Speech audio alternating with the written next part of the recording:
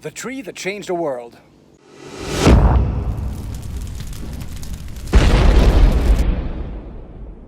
Yes, this unassuming fella doesn't look too interesting, does it? A little bit mottled, nothing special, kind of skinny, kind of tallish. What is it? This is Hevea brasiliensis, the Brazilian rubber tree. Oftentimes when you walk around forested patches in Singapore or parks, you tend to find these mottled seeds that look a little bit like bird eggs, right? Like quail eggs. Or you might even find the strange hard husks like these. Very kind of cool looking husks. And these are the seeds and the husks of the rubber tree. Now, the history of the rubber tree is incredibly interesting. It starts thousands of years ago in a place called Mesoamerica, which would be right now Central America. And the first findings of the use of rubber or caoutchouc was actually for rubber effigies that the Mayans and Olmecs and Toltecs made. Then they also created the first rubber ball, which was solid, made out of latex that they just wrapped and wrapped around until they had a solid ball.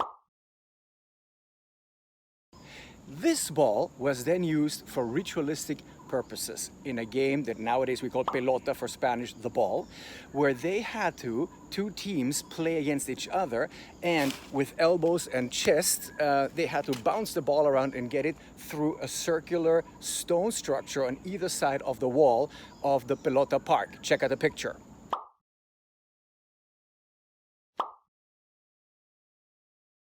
Of course, these balls were solid caoutchouc, which means that they weighed a couple of pounds. And that means that if you had to move it with your hip or your chest or your elbow, you could get it crushed. That is why in the depictions of that era, we can still see all the things they used to wrap around them, the protection, so they could actually bounce that heavy ball with their elbows, with their thighs, and with their chests. Since the game was ritualistically influenced, part of the fun was that the losing team got their heads chopped off, as you can see in the following picture.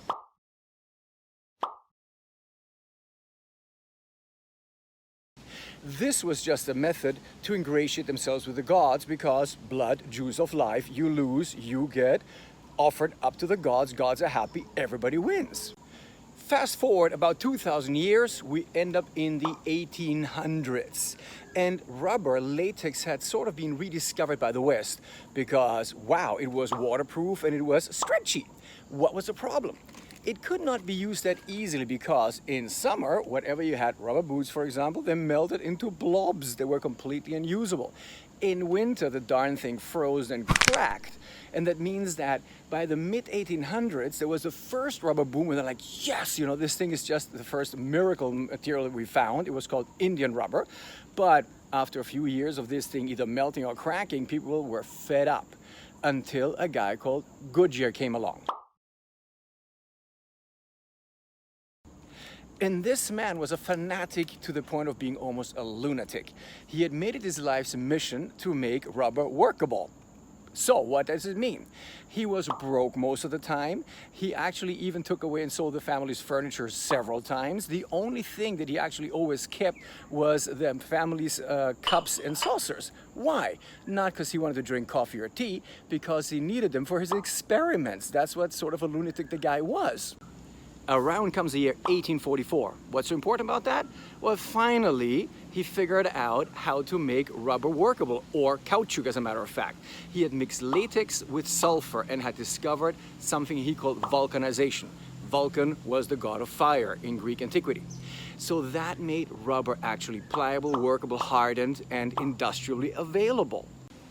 Now that the full industrial potential of rubber had been unleashed, there was a gold rush for more rubber. And the majority of the rubber trees, Hevea brasiliensis, were found in the Brazilian rainforests.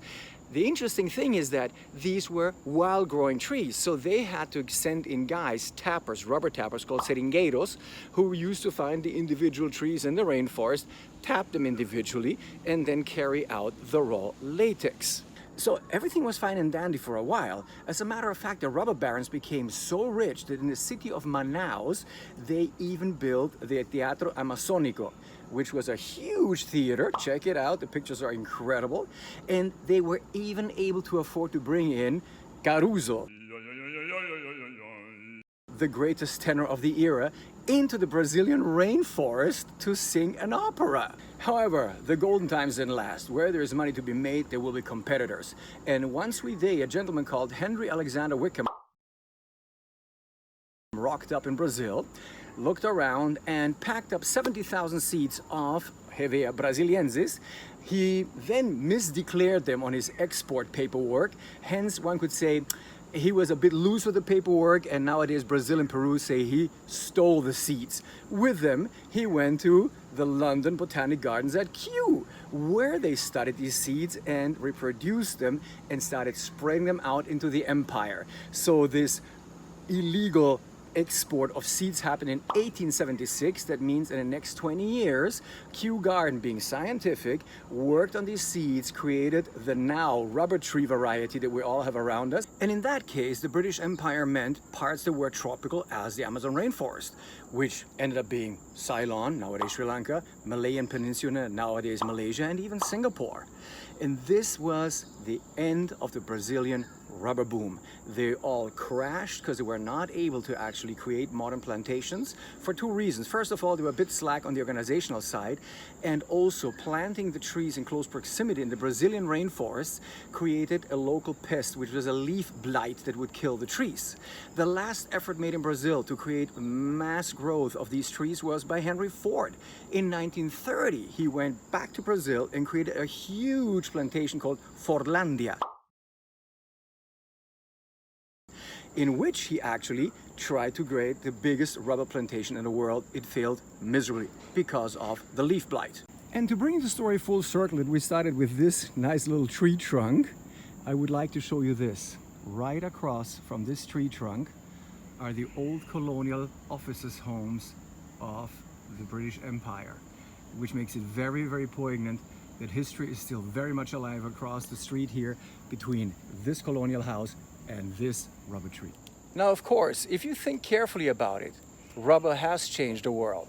No rubber, no car tires. No rubber, no airplane tires. No rubber, no seals around our phones, Tupperware, gosh knows what. Rubber has truly changed the world, and by now it's one of the most planted trees in the world. To know more about the fascinating history of rubber, check out this book. And don't forget to like, subscribe, and share.